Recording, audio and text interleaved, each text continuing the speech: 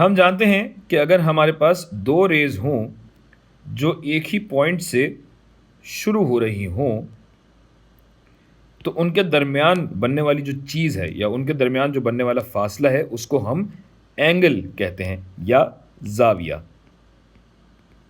ये हम जानते हैं कि ये हमारा ज़ाविया है और ज़ाहिर है दो रेज़ अगर मिल रही हैं तो ज़रूरी नहीं है कि वो एक ही तरीके से मिलें। हो सकता है एक रे यहाँ हो और दूसरी रे इस तरह हो।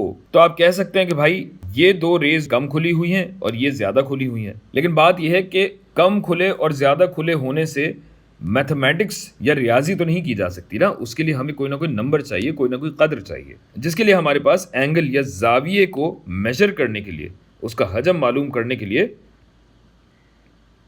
जो एक मिक़दार होती है उसको हम डिग्री कहते हैं, डिग्री, कि ये कितना खुला हुआ है, कितने डिग्री तक खुला हुआ है। आगे चल के जब आप बड़ी क्लासों में जाएंगे तो आप एक और मिक़दार से मुतारिफ़ होंगे जिसको रेडियन कहा जाता है और वो भी एंगल के लिए इस्तेमाल होती है, लेकिन बाद की बातें बाद के लिए रहने देते हैं।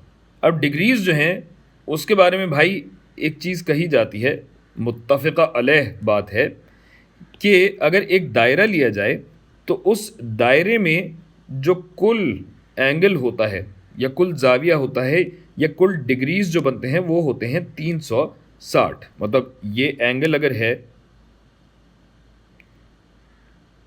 या इस एंगल को कह लीजिए या ये एंगल या कोई सा भी एंगल लें, अगर आप यहाँ से शुरू करके और पूरा दायरा मुकम्मल करते हैं तो ज़ाहिर है डिग्रीज़ ज़्यादा से ज़्यादा इतनी हो सकती है ना, इतना ही खुल सकती है कोई चीज़।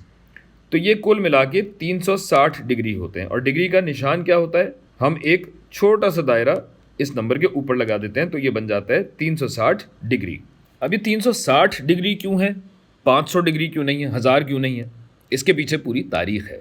एक बहुत ही कदीम तहज़ीब, बल्कि कहा जाता है कि इंसानी तारीख़ की कदीम तरीन तहज़ीब थी सुमेरियन तहज़ीब, सुमेरियन सिविलाइजेशन। इस सिविलाइजेशन की ख़ास बात ये थी कि ये चीज़ों को रिकॉर्ड किया करते थे, चीज़ों को लिखने का काम जो है इसी तहज़ीब से शुरू हुआ।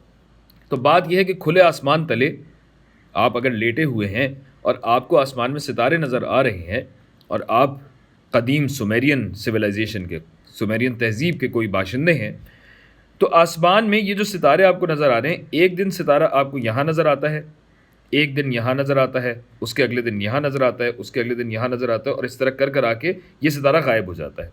अब आपने ये रिकॉर्ड कर लिया कि ये सितारा मैंने देखा था और यही काम आप बहुत सारे सितारों के लिए कर रहे हैं। तो करते कराते सालों जब ये रिकॉर्ड रखे गए तो ये देखा गया कि भाई वही एक ही सितारा जो इस तरह कर करके गायब हुआ था, तकरीबन सूरज के 360 दफ़ा नीचे जाने के बाद दोबारा नज़र आता है और वहीं नज़र आता है जहां पहले था। यानी तकरीबन तकरीबन 360 दिन हैं जिसके बाद ये साइकिल जो है वो दोहराया जाता है। और सुमेरियंस ने इससे नतीजा ये अख्ज़ किया कि ज़मीन गोल है, एक दायरे की शक्ल में है, और उन्होंने फिर ये किया कि इस दायरे को 360 टुकड़ों में तकसीम किया।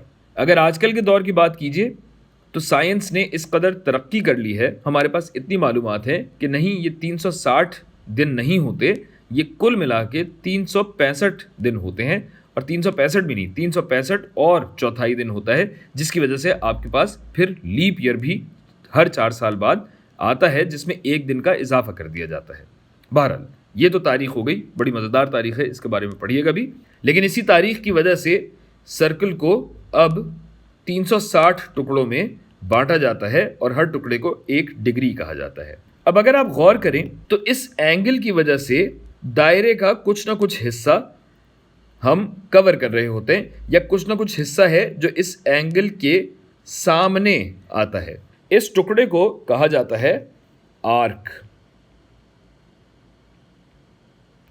और इस आर्क की लंबाई को हम कहते हैं आर्क लेंथ। अगर कुल एंगल 360 डिग्री है जिसमें एक पूरा दायरा बन रहा है, तो 360 का जितना टुकड़ा ये एंगल होगा, आर्क दायरे का उतना ही बड़ा टुकड़ा होगी। नहीं समझे?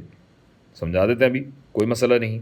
फ़र्ज़ कीजिए ये दायरा मैं आपको देता हूँ और मैं आपसे कहता हूँ कि भाई ये जो आर्क लेंथ है ना आपके पास, ये इस दायरे का 1/6 है, छठा हिस्सा है मुहीत का। लिख भी देता हूँ, मुहीत का छठा हिस्सा। तो मुहीत का अगर ये छठा हिस्सा है तो ये एंगल कितना होगा? देखें भाई, मुहीत 360 डिग्री है, बल्कि यहां तमीज से लिख ही देता हूं ना। मुहीत अगर 360 डिग्री का है और इसका छठा हिस्सा ये आर्क लेंथ है, तो एंगल कितना होगा? 360 का छठा हिस्सा यानी 60 डिग्री होगा। इसी तरह अगर आपको एक और दायरा बना के दूं और इसमें मैं आपसे कहूं कि भाई ये टुकड़ा है आपके पास, अब अगर ये टुकड़ा आप देखें तो तकरीबन तकरीबन 1/4 हिस्सा लगता है ये इस मुहीत का, जिसका मतलब ये है कि इसका एंगल यहाँ पे कितना होगा? इसका एंगल होगा 360 का चौथाई हिस्सा, जो कि बनता है 90 डिग्री। और आपको तकरीबन यहाँ नज़र भी आ रहा है कि ये 90 डिग्री है, तभी तो हमारे पास ये एल वाली शक्ल बन रही है। तो इस तरह एंगल्स और आर्क लेंथ्स मालूम की जाती हैं।